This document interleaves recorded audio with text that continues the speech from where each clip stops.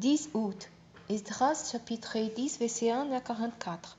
Pendant qu'Esdras, prosterné devant le temple de Dieu, faisait cette prière et cette confession implorant, une foule très nombreuse d'hommes, de femmes et d'enfants israélites s'étaient rassemblés autour de lui, et tous pleurant abondamment. Alors Séchania, fils d'Iel, un descendant d'Élan, prit la parole et dit à Esdras: Nous avons été infidèles envers notre Dieu en épousant des femmes étrangères prises parmi les peuples du pays. Mais malgré cela, il reste encore une espérance pour Israël dans cette affaire. Engageons-nous maintenant par une alliance avec notre Dieu en renvoyant toutes ces femmes avec leurs enfants, conformément au conseil de mon Seigneur Esdras et de ceux qui respectent les commandements de notre Dieu. Que la loi soit observée. Lève-toi, car c'est à toi de régler cette affaire. Mais nous sommes avec toi. Prends courage et agis. Alors Esdras se releva et fit prêter serment aux chefs des prêtres, des Lévites et de tout Israël d'agir comme il venait d'être dit. Ils en firent tous les serments. Puis Esdras quitta la cour du temple et se rendit dans une salle de Johanan, fils d'Eliasib, où il passa la nuit. Mais il refusa toute nourriture et toute boisson, car il menait à cause de la faute grave des anciens exilés.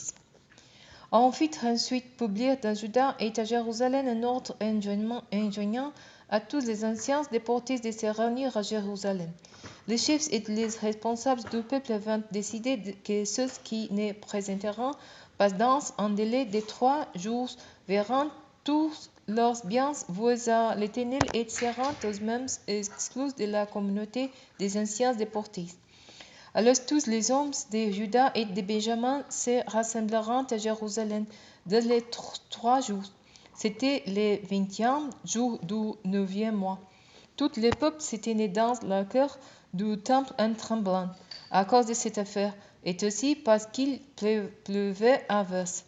Et le prêtre s'éleva et leur dit: Vous avez commis une faute grave en épousant des femmes étrangères, et vous avez rendu Israël encore plus coupable. Reconnaissez donc maintenant votre péché devant l'Éternel, les dieux de vos pères, et conformez-vous à sa volonté. Séparez-vous de la population du pays et de vos femmes d'origine étrangère. Toute l'assemblée répondit à haute voix: Tu as raison. Notre devoir est d'agir comme tu le dis. Mais nous sommes nombreux et c'est la saison des pluies. Nous ne pouvons pas rester ici en plein air. De l'air, cette affaire ne peut pas se régler en un jour, ni même en 2, car il y en a beaucoup parmi nous qui ont commis une faute dans ce domaine. Il vaudrait mieux que nos chefs restants ici pour représenter l'Assemblée.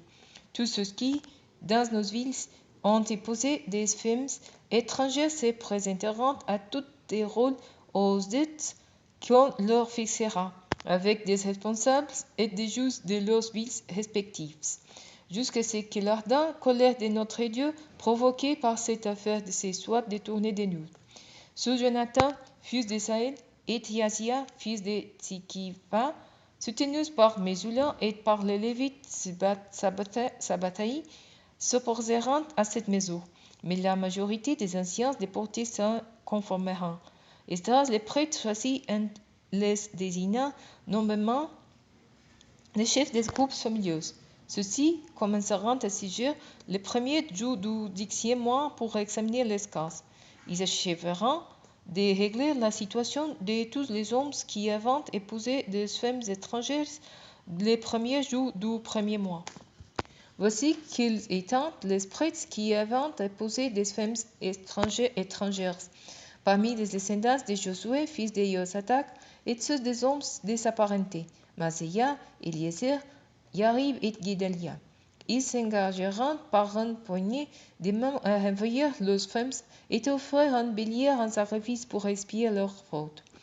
Des descendants d'Imer, Anani et Zebadia, des descendants d'Aaron, Maséia, Élie, Semaïa, Yéhiel et Josias, des descendants de Pasou, Élioné, Maséia, Ismaël, Nethanéel, Yosabat et Éléasa. Parmi les Lévites, Yosabat, Simei, Kélia, appelé aussi Kélita, Pétaïa, Juda et Eliezer. Parmi les musiciens, Eliasib. Parmi les portiers, Salum, Télin et Ori. Parmi les autres Israélites, des descendants de Paréos, Ramia, Isia, Malkia, Biama, Eliazar, Malkia et Benaya. Des descendants d'Elan, Matania, Zacharie, Yeiel, Abdi, Yeremoth et Tedi. Des descendants de Zatou, Elioné, Eliasib, Matania, Yeremoth, Zabad et Aziza. Des descendants de Bebaï, Johanna, Yanaya, Zabaï et Atlaï. Des descendants de Bani, Mesula, Malouk, Adaya, Yazoub, Seel et Hamot. Des descendants de Path, Moab, Adna, Kila, Benaya, Maaseya, Matania, Betsalel, Binui et Manassé. Des descendants de Haran, Eliezer, Izia, Malkia, Semaya, Simeon, Benjamin, Malouk et Semaria. Des descendants de Azum, Matani, Matata, Zabad, Eliphelet, Yehemaï, Manassé et Simei. Des descendants de Bani, Maadai, Anran, Ouel, Beneya, Bedia, Kelou, Bania, Meremoth, Eliasib, Matania, Matanaï, Yaasa, Bani, Binu, Simei, Sedemia, Nathan, Adaya, Makanadba, Sasai, Sarai, Azareel, Sedemia, Shemaria, Salum, Amaria et Joseph. Des descendants de Nebo, Yeiel, Matitia, Zabad, Sebina, Yedai, Yoel et Benaya. Tous ces hommes avaient épousé des femmes étrangères et plusieurs en avant des enfants.